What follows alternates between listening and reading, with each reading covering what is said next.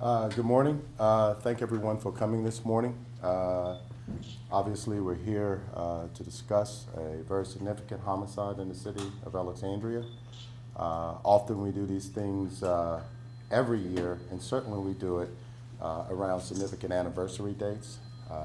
It's been 10 years since the death of Sheriff Dunning's wife, Nancy Dunning, and it's significant to us because we continue after 10 years to work to try and resolve and get an arrest on this case. My detectives continue to review this case top to bottom.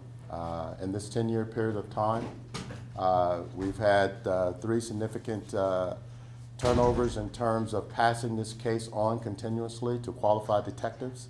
As detectives retire or leave the service, this case is reviewed once again by a new set of eyes, new detectives, going over the evidence. In a 10-year span of time, we're hoping that hopefully the advancement in forensics and other things will have a new look and hopefully a different result on some of the forensics in the case. We are ever hopeful that that will occur. Today, unfortunately, I don't have an announcement that we have actually have a viable suspect that we will be arresting soon. However, we continue to work at this case. We said 10 years ago, and our promise to the Dunning family, the survivors, that we will never put this case on the shelf. It will not become what is traditionally called a cold case. The viability here is still existing for us. So we continue to try and investigate and ferret out leads where we can get them. Today we ask again for the public to keep the Dunning family in your prayers and also to help us to keep the Dunning tragedy in your mind. There's still things out there that you may think or know about this case that you may think is insignificant, but we would love to hear from you. The community has continued to maintain the reward fund for the Dunning homicide. It is still viable. Approximately $100,000 of reward is still out there in the community. We continue to cast a net as wide as possible to look for a viable suspect in this case that we can arrest and hopefully bring some justice to the Dunning family. So I thank you for coming this morning, and I'll take any questions you may have. Is this a specific request or a plea to somebody who you're not going to mention, but you have in the back of your mind to try to amp up a little bit of pressure or to hope that they come forward or be more forthcoming with information than they have been in the past? Well, it is not targeted at an individual in making that statement. However, I hope someone who hears this message will rethink their role in this investigation, whether it be a witness. Certainly if somebody had a role in the actual murder itself, if that would influence them, obviously that is something we would like to see happen. But certainly my basic plea is to the average citizen out there who may have information or something that they've never always thought was insignificant and just didn't come forward with that. We are looking for any leads and any information that would help us resolve the case. What challenges are you facing as you go on? I mean, witnesses, memories fade, people who might have known things, have been around then, move away, pass on, things like that. How difficult does that make the case going forward 10 years in? Extremely difficult, but there's been successes, and it's happened in this region and it's happened around the country. Given modern science, police science, given the likelihood that this offender could have reoffended and may show up another place in the United States, if not in our region. Yes, we live in a very transitory area. People do move out. There's a lot of movement. However, we're trying to cast as big a net as we can. Our investigators still go wherever they have to go within the United States to talk to a witness, to recover evidence, to do an interview. We're not allowing this to restrict us to the confines of the metro region. Chief, you mentioned that this has never really gone cold. Then at this point, 10 years later, what do you do as far as reviewing the case and top to bottom? Can you kind of walk us through the process of taking a new look, so to speak? Well, the specifics of it, a lot has to do with always having, if you will, a fresh set of eyes and a fresh perspective. After you look at something and you've taken it as far as an individual can take it, sometimes you need that new perspective in looking at it. Along those lines, we've gone to professional organizations.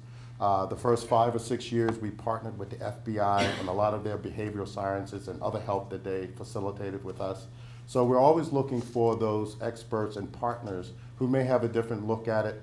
And certainly we push it out in that community for people who may have some MO that was similar to this homicide.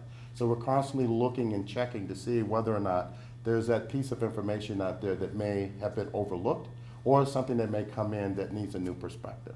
We go out, we re-interview people. We try and jog their memory. Some people hopefully have been very cooperative with that because it can seem a little repetitive, but you never know when you're jogging someone's memory, a piece of information changes the direction of the investigation. Chief, there are some similarities with the Kirby murder from last month. Is your department looking into that at all? I mean, there are some eerie similarities with the area, the time of the year, no forced entry into the home, that kind of thing. My detectives have looked at that. It was natural to look at any type of parallel issues associated with the cases. Where some exist, we have no reason today to think that those two cases are connected. We did indeed look at that, but we don't close the door on those possibilities. It's just a natural thing to see whether or not we're seeing a repeat offender or not, and that's what we've looked at. Is this case not cold because you've chosen it to not be cold? Is there anything about it that's more promising than cases that have been deemed cold cases? The answer to your question is yes and yes.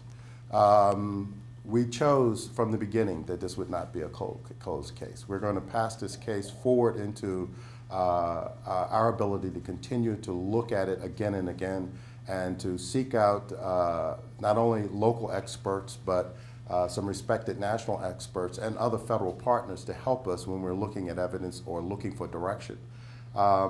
You don't always have that piece that you're tracking down that gives you the aha moment, but we're hoping to get it. So we're hoping that our perseverance and our intent to see this case resolved will lead us to success. How many, is there a team working on this, or how many detectives can you say are devoted? We signed a lead detective to the case, and he gets assistance as he needed from the other detectives, whether it's in tandem to do interviewing, to travel to interview, whether it's going to our federal or state partners for help.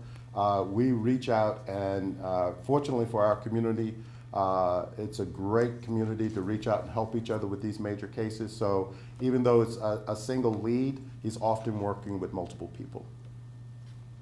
Yes, sir. Chief, have you ruled out her late husband as the possible killer? Jim Dunning's death did not resolve this case. We have always looked at any possibilities here that someone might have been the culprit. Naturally, if you have a homicide, you look at all people, including family members, friends, associates. And so Mr. Dunning's death was only one instance in this journey we're on to try and find the suspect who actually did this. So we continue. Do you think her husband's guilty? I don't not think any one person didn't do it right now. I refuse to allow myself to think that, okay? Whether what I think is totally irrelevant, I have some very good people working on this case, and when they present an evidence that has a suspect and the prosecutor's office agree with us, then we're going to arrest them. Let me ask you, sir, what is your level of concern that this Kirby investigation could wind up like the Dunning investigation, go on years and not be solved? Well, I don't allow that to be a part of my concern. The Kirby investigation is fairly fresh for what we've just had. That tragedy just occurred. We're working diligently around the clock with my investigators on that right now. So the issue of what the future will bring in terms of success is not my concern. We're trying to have that as success right now. Are you, what are the resources you have devoted to the Kirby case? Have you asked the state for help in this case?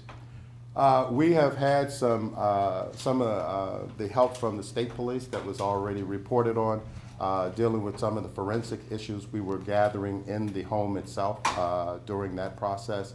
But normally, we always partner as needed with the state and federal partners, depending on what piece of the investigation we need help with. Are there any more questions regarding the Dunning case?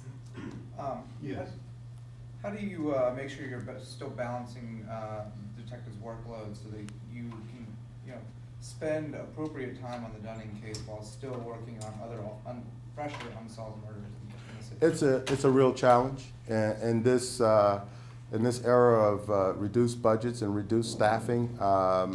My guys are working continuously. I don't think they've seen a 40-hour work week in 5 or 6 years. Their work week generally looks more like 80 and 120 hours a week.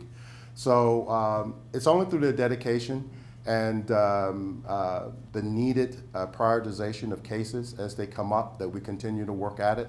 As I said, it is a challenge to keep resources on the Dunning case 10 years, but that promise to continue to try and resolve it is not going to go away. So we do the best we can with the resources we have, and that's what we do week to week. To follow up on that a little bit, you said one lead detective on this Dunning case. Is that detective's sole responsibility at this point? Is that the only focus? That is his priority focus, as was just stated there.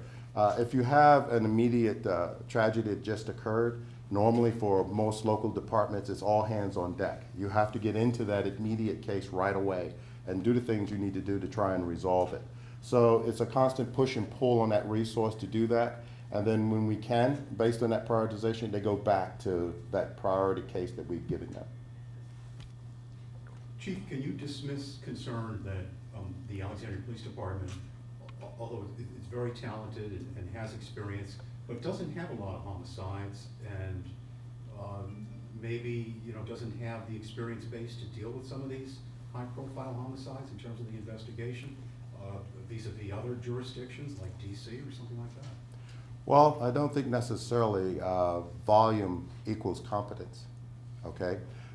So when we put our detectives through rigorous training, they go through the same training as our partners in the region.